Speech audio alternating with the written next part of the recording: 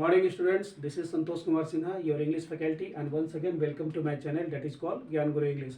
आपके सामने जैसा कि आप जानते हैं कि किसी भी इंग्लिश का कॉम्पिटिटिव पॉइंट में डबल फिलर्स का बहुत ज़्यादा रिक्वायरमेंट होता है, इसलिए उसी को ध्यान में रखते हुए आज हम लोग का जो भी सेशन रहेगा डबल फिलर्स रहेगा और सारा क्वेश्चन उसी से रिगार्डिंग रहेगा। तो चलिए हम लोग देख लेते हैं कि वन बाय वन हमारा क्वेश्चंस क्या है और उसका फटाफट सोल्यूशंस क्या होगा। और एक चीज़ और जान लीजिएगा कि एग्जाम में सिंगल फिलर्स तो पूछता है, लेकिन उससे कहीं आजकल के क्रेज हो गया डबल फिलर्स का, तो उसी को ध्यान में रखते हुए आज का सारा सेशन हम लोग को डबल फिलर से रहेगा। और ये एग्जाम में 5 या 6 क्वेश्चन पूछता है। So let's see what are the questions and what are the answer of those question. Now let's see question number 1। She was dash because all her plan had gone dash, यानी कि negative में जा रहा है। तो यहाँ पर happy बोलता है ए पार्ट में, बी में बोलता है फ्रस्ट्रेटेड, ए भी नहीं होगा, सी में बोलता है डिस्ट्रॉट एंड अवेरी। डिस्ट्रॉट का मीनिंग होता है worried. She was very much worried, वो बहुत ज़्यादा चिंतित थी। She was very much worried because all her plan had gone wrong, उसका सारा प्लान गलत साबित हो गया था, यानी कि गलत हो गया था, इसलिए वो बहुत ज़्यादा चिंतित थी।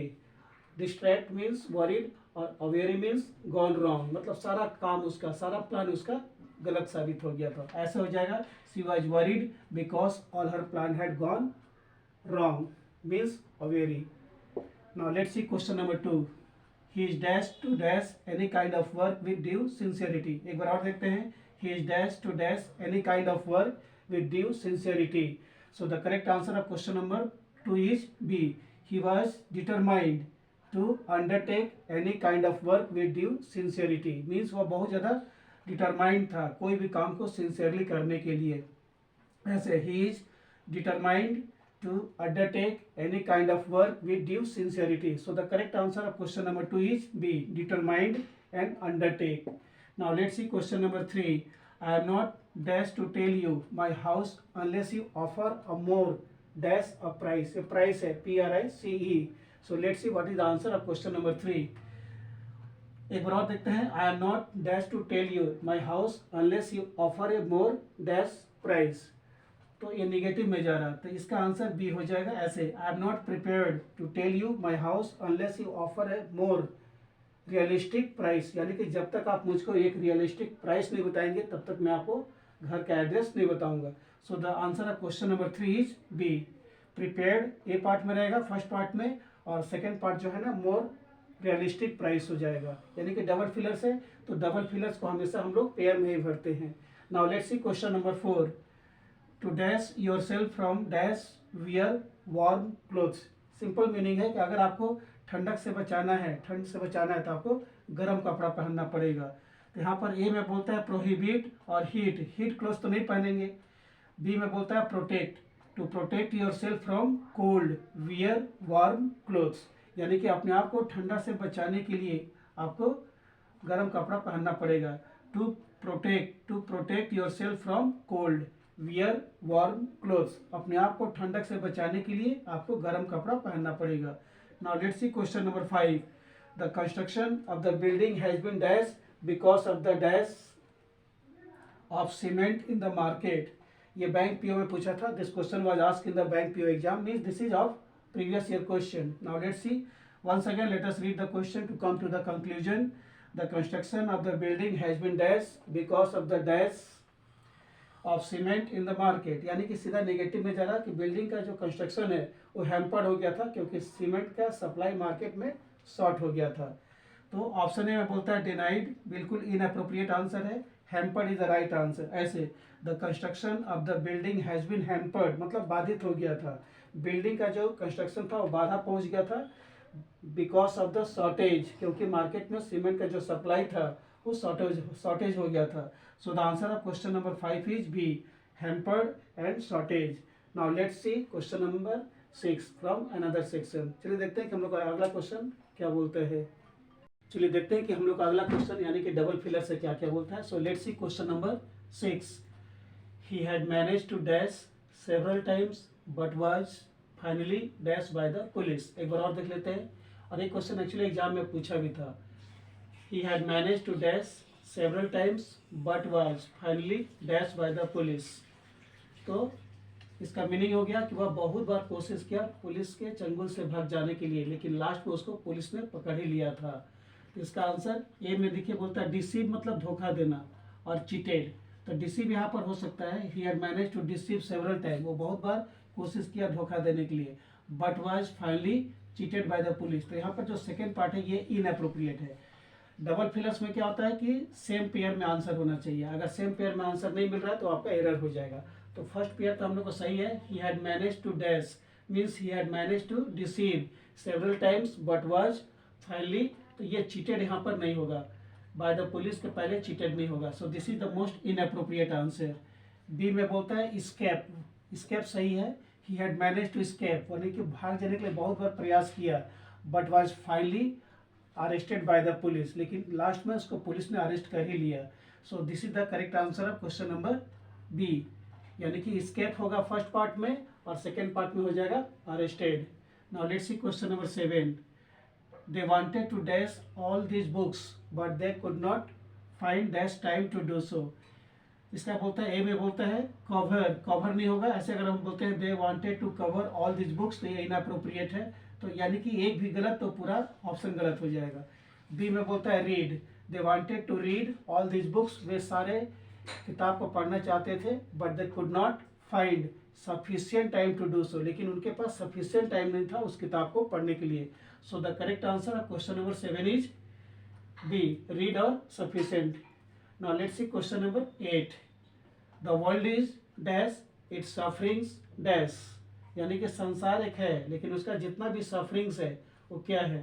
तो ऑप्शन ए में बोलता है perfect, the world is perfect, ये तो बिल्कुल सही बात है, और उसका जो सफरिंग्स है वो इमेजिनरी है, मतलब काल्पनिक, मतलब कल्पना से भरा हुआ है। बी में बोलता है इम्परफेक्ट नहीं होगा, सी में बोलता है जस्ट नहीं होगा, और डी तो बिल्कुल ही नहीं होगा, नन ऑफ दिस तो बिल्कुल नहीं होगा। So the correct answer of question number 8 is perfect and imaginary. ऐसे the world is perfect its suffering imaginary, यानी कि जो वर्ल्ड है ना बिल्कुल परफेक्ट है लेकिन उसका जितना भी सफरिंग्स है सब के सब इमेजिनरी है, यानी कि it is full of imagination. Now let's see question number 9।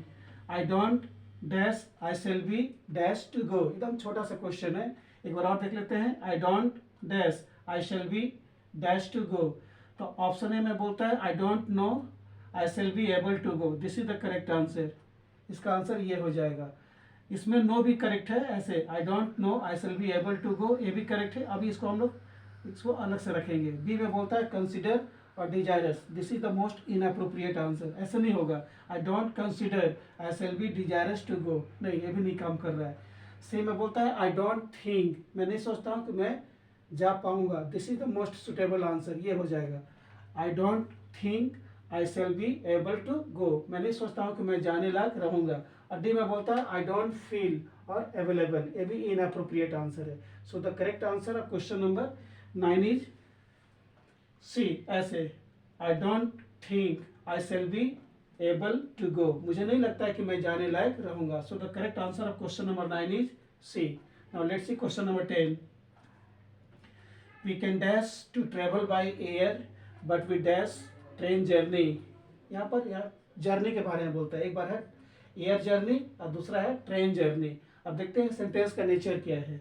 We can dash to travel by air but we dash train journey, तो ऑप्शन ए में बोलता है वी कैन स्पेंड और एंजॉय, ये मोस्ट इनअप्रोप्रिएट है, यहाँ स्पेंड तो कोई वैल्यू ही नहीं दे रहा है, वी कैन स्पेंड ये बिल्कुल इनअप्रोप्रिएट आंसर है। और सी में बोलता है वी कैन डिसाइड और अंडरटूक, ये भी सी में ये भी इनअप्रोप्रिएट है। और डी में बोलता है नन ऑफ दिस, तो नन ऑफ दिस नहीं, नन ऑफ दिस तभी होता है जब कोई भी ऑप्शन काम नहीं करता है तब, लेकिन यहाँ तो हमारा ऑप्शन ऑलरेडी दिया हुआ है, इसका आंसर हो जाएगा we can afford to travel by air but we prefer train journey, यानी कि एफर्ड और प्रीफर, एफर्ड इस पार्ट में होगा we can afford to travel by air but we prefer train journey, लेकिन हम लोग ट्रेन जर्नी को बहुत ज़्यादा प्रीफर करते हैं। So the correct answer of question number 10 is C, sorry B होगा आपका, क्वेश्चन नंबर 10 का करेक्ट आंसर बी है। Now let's see question number 11। The great scientist dash himself with all ability and moderation all dash the conference, एक बार और पढ़ते हैं question को ध्यान से। The great scientist dash himself with ability and moderation all dash the conference, इसका answer देखते हैं क्या बोलता है। ए में बोलता है फेल्ट, देख लेते हैं the great scientist felt himself with ability, ये मोस्ट इनअप्रोप्रिएट आंसर है। बी में बोलता है द ग्रेट साइंटिस्ट डिस्प्लेड, अगर हम बोलते हैं तो ये भी आपका मीनिंगलेस हो जाता है। सी में बोलता है द ग्रेट साइंटिस्ट डिस्क्लोज्ड और बिसाइड्स, ये भी आपका मोस्ट इनअप्रोप्रिएट आंसर है, यानी कि ए बी सी अभी तक कोई काम नहीं कर रहा है। इसका करेक्ट आंसर डी हो जाएगा। ऐसे the great scientist conducted himself with ability and moderation all through the conference, so the correct answer of question number 11 is D। तो 11 का करेक्ट आंसर हो गया D, conducted and through. Conducted पहला part में रहेगा और थ्रू आपका second part में रहेगा। तो चलिए देखते हैं कि और भी हम लोग का डबल फिलर से क्या क्या अगला पार्ट में क्वेश्चन बोलते हैं। चलिए देखते हैं कि हम लोग अगला क्वेश्चन यानी कि फिल इन द ब्लैंक्स से डबल फिलर का क्या क्या बोलता है। So let's see what are the questions of double fillers.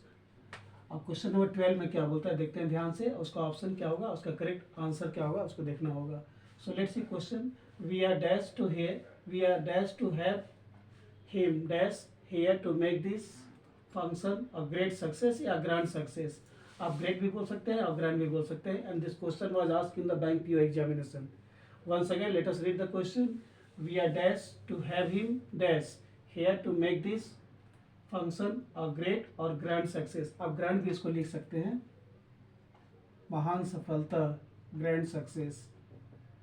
ऐसे we are dash to have him dash here to make this function और ग्रेट और grand success. And this question was asked in the bank PO examination. Actually this is previous year question. So let's read the options and find the correct answers. Option A में बोलता है happy and have.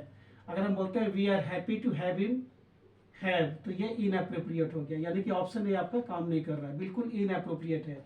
We are happy to have him have बिल्कुल नहीं होगा। B में बोलता है we are, अगर हम बोले we are unhappy to have him और अराइव, ये भी बिल्कुल इनअप्रोप्रिएट आंसर है। उसको पढ़ के देख लेंगे कि कौन सा मैच करता है, कौन सा मैच नहीं करता है। सी में बोलता है we are pleased to have him here over, so this is the correct answer. एक बार और देख लेते हैं, we are pleased to have him over here to make this function a great or grand success. So the answer of question number 12 is C. The correct answer of question number 12 is C, pleased and over. First part में होगा pleased और second part में होगा over. Now let's read question number 13. Dash क्या बोलता है 13 में बोलता है in a changing and dash unstructured business atmosphere, creativity and innovations are being dash demanded of executives। एक बार और पढ़ते हैं ध्यान से। In a changing and dash unstructured business atmosphere, creativity and innovations, दो चीज़ें, एक क्रिएटिविटी है और दूसरा इनोवेशंस है। मतलब हम लोग टाइम टू टाइम कोई चीज़ को चेंज करते हैं। Are being dash demanded of executives. एक बार और पढ़ते हैं, in a changing and dash unstructured business atmosphere, creativity and innovation are being dash demanded of executives। Option A में देखते हैं क्या बोलता है। अगर हम बोले in a changing and dash excessively, तो ये इनअप्रोप्रिएट आंसर हो गया, यानी कि ये बिल्कुल ही मैच नहीं कर रहा है और रैपिडली भी नहीं होगा सेकेंड पार्ट में। अगर हम बी में बोलते हैं in a changing and highly extremely, तो ये भी काम नहीं कर रहा है, यानी कि ए और बी बिल्कुल ही इनअप्रोप्रिएट आंसर है। सी में बोलता है in a changing and highly unstructured business और सेकेंड पार्ट में बोलता है स्पीडली, ये भी आपका इनअप्रोप्रिएट आंसर है, यानी कि हमारा ए बी और सी तीनों ही डिफरेंट हो गया। तो हमारा करेक्ट आंसर होगा डी, प्रोग्रेसिवली और इंक्रीजिंगली, ऐसे हो जाएगा। Let's read the options. In a changing and progressively unstructured business atmosphere, creativity and innovation are being increasingly demanded of executives. The correct answer of question number D, question number 13 is D, progressively होगा first part में और second part में हो जाएगा increasingly। Now let's read question number 14. Dash of crops was due to continuous dash। एक बार और देखते हैं, और क्वेश्चन खुद छोटा है।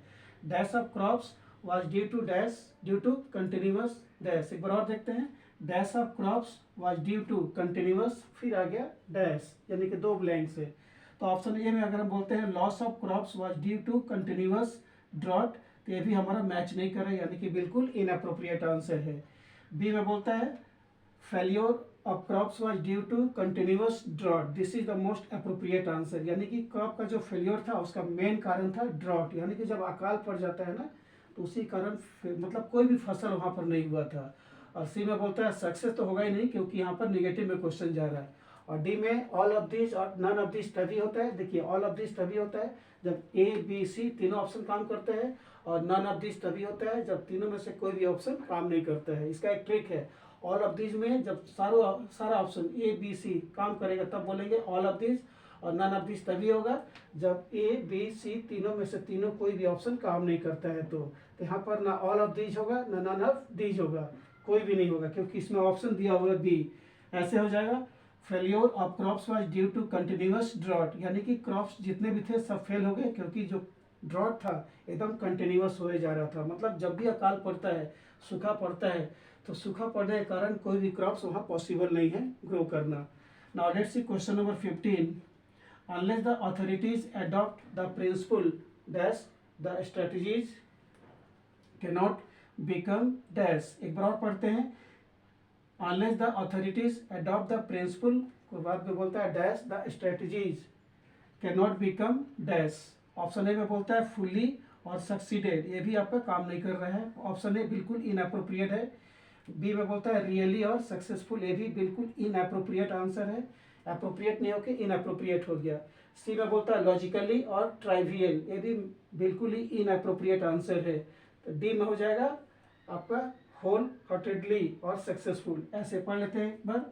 Unless the authorities adopt the principle whole heartedly the strategies can not become successful, यानी कि जब तक कंपनी उस प्रिंसिपल को दिल से नहीं अडॉप्ट करती है तब तक वो कंपनी सक्सेसफुल नहीं हो सकती है। So the correct answer of question number 15 is D.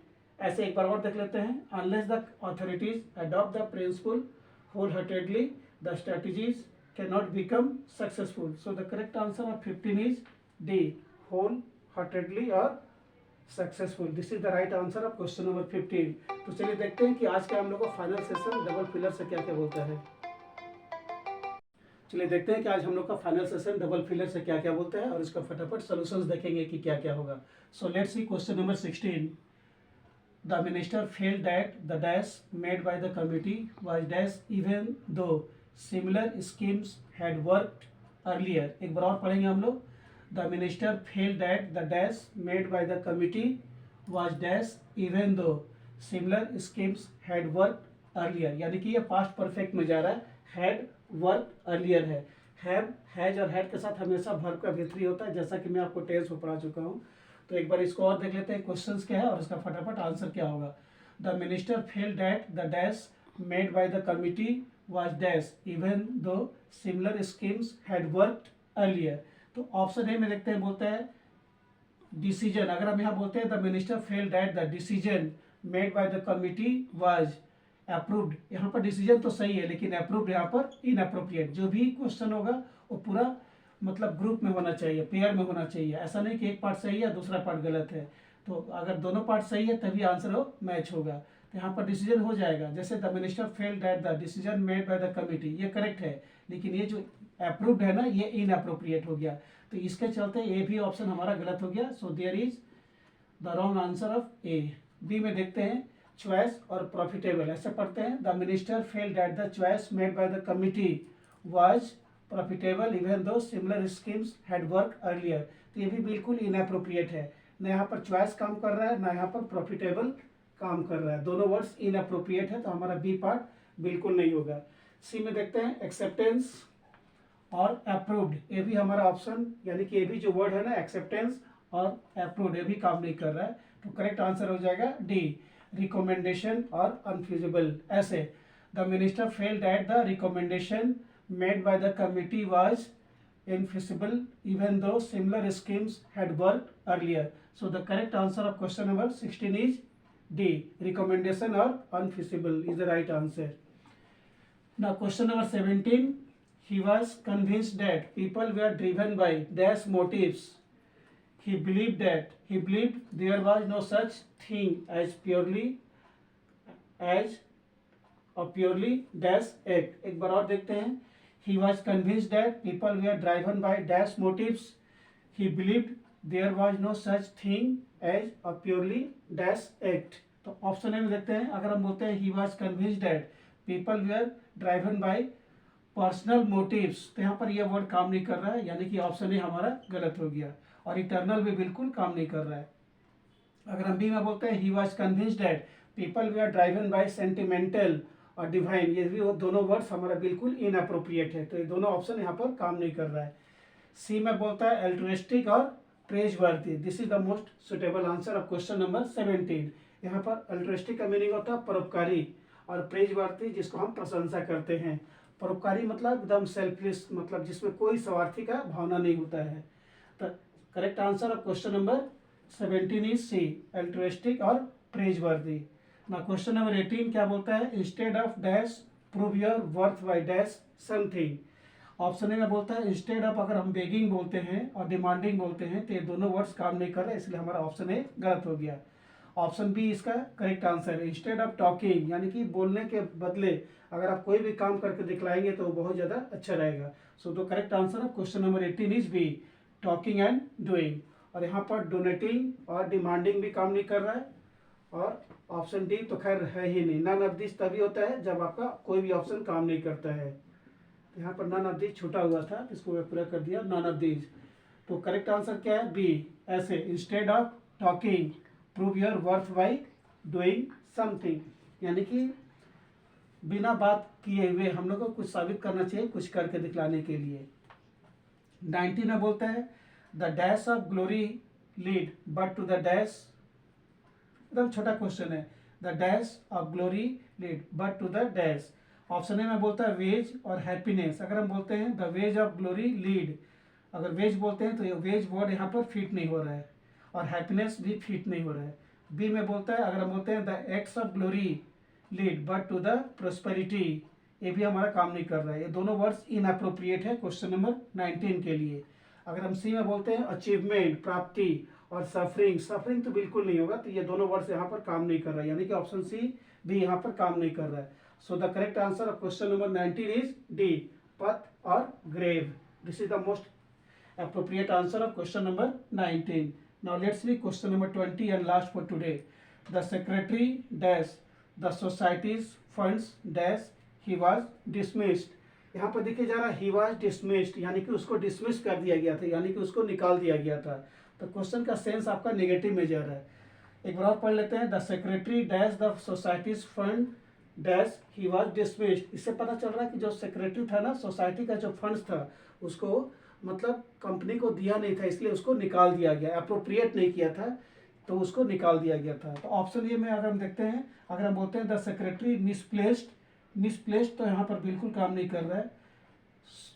Soon he was dismissed, तो सुन यहाँ पर करेक्ट है, पर यहाँ पर ऑप्शन ए में जो है मिसप्लेस्ड, ये काम नहीं कर रहा था। दोनों ऑप्शन हमारा काम होना चाहिए, तभी जाके वो ऑप्शन काम करेगा। दोनों वर्ड्स आपका काम करना चाहिए, तभी वो वर्ड्स काम करेगा। बी में बोलता है रोल्ड और दस, ये भी हमारा बिल्कुल इनअप्रोप्रिएट आंसर है, यहाँ पर रोल्ड का और दस का कोई भी मीनिंग नहीं बैठ रहा है। सी में बोलता है पायरेटेड और देयरफॉर, पायरेटेड और देयरफॉर भी मोस्ट इनअप्रोप्रिएट वर्ड्स है, इसलिए इसका करेक्ट आंसर हो गया D, miss appropriated and so he was dismissed, ऐसे हो जाएगा।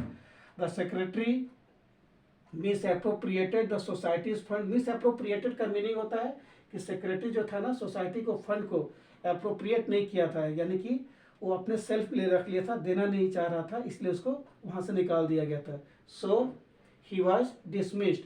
कोई भी इंसान अगर किसी भी संस्था में काम करता है, उसका अगर फंड को कंपनी को नहीं हैंडओवर करता है तो लास्टली उसको डिस्प्लेस कर दिया जाता है, या उसको डिसमिस्ड या उसको कंपनी से निकाल दिया जाता है। तो ये सब कुछ क्वेश्चंस था आज का हम लोग का डबल फिलर्स। जैसा कि मैं आपको पहले ही बता चुका था कि किसी भी कंपटीशन में, इंग्लिश का किसी भी कंपटीशन में डबल फिलर्स बहुत ज़्यादा पूछता है, इसलिए आप लोग को पूरा अटेंटिव हो जाना पड़ेगा और पूरा फोकस करना पड़ेगा कि डबल फिलर से कैसे हम स्कोर करें। और इसमें बहुत ज़्यादा स्कोर होता है, सिंगल फिलर में तो एक ही ऑप्शन रहेगा, इसमें डबल ऑप्शन रहता है। और अगर क्रिटिकल क्वेश्चंस आप करते हैं तो तभी आपको मजा आता है आंसर उसको बनाने में। अगर आप इजी क्वेश्चन लेके बैठे रहेंगे तो टफ क्वेश्चन आपको दिक्कत हो जाएगा। तो ये था हम लोग आज का क्वेश्चन डबल फिलर्स। अगले दिन यानी कि फिर कल संडे को मैं कुछ क्वेश्चंस और लेके आऊँगा डबल फिलर से और कुछ कॉमन एरर से।